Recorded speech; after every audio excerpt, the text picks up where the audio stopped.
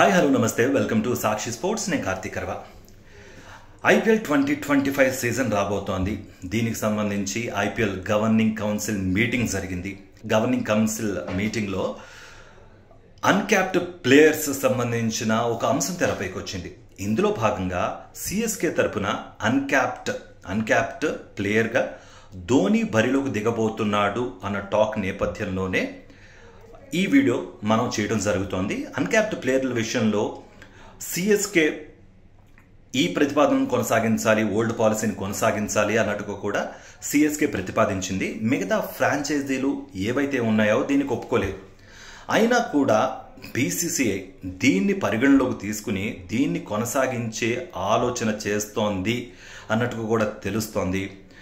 దీనిపై మరి మిగతా ఫ్రాంచైజీలు సుముఖంగా లేకపోయినా కూడా కొంతమందికి వారు కూడా రీటైన్ చేసుకునే అవకాశం ఉన్న నేపథ్యంలో ఒక 2-3 టీములు కానీ, ఇటు ముంబై ఇండియన్స్ కానీ, ఇటు సిఎస్కే కానీ, లేకపోతే సన్ రైజర్స్ కానీ, వీళ్ళకి 50-50 ఛాన్సెస్ ఉన్నాయన్నమాట. ఎందుకంటే అన్క్యాప్డ్ ప్లేయర్స్ని రీటైన్ చేసుకునే అవకాశం ఉన్న నేపథ్యంలో ఇటు సిఎస్కే కాదు మిగతా టీములు కూడా లాభం ఉన్న నేపథ్యంలో మెజారిటీ పోలింగ్ ఒకటి ఉంటుంది కాబట్టి దాన్ని పరిగణలోకి తీసుకుని వాళ్ళు కూడా కామ్గా ఉన్నారు. కొన్ని టీంలు ఏవైతే కొత్త టీములు లేకపోతే ఇప్పటి వరకు బోని చేయని టీంలు ఏవైతే ఉన్నాయో వాటికి ఈ ప్రాబ్లం ఉండే అవకాశం కనిపిస్తుంది. ఎందుకంటే లక్నో సూపర్ జైంట్స్ కానీ, ఢిల్లీ క్యాపిటల్స్ కానీ, వీళ్ళకి చిన్న చిన్న జట్లకు కానీ వీళ్ళకి ప్రాబ్లం ఉండే అవకాశం ఉంది.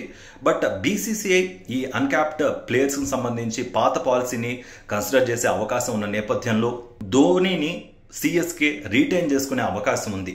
ఈ నేపథ్యంలో ధోని ఈ సీజన్ కూడా ఆడే అవకాశం కనిపిస్తోంది అన్న ఒక టాక్ అయితే నడుస్తోంది.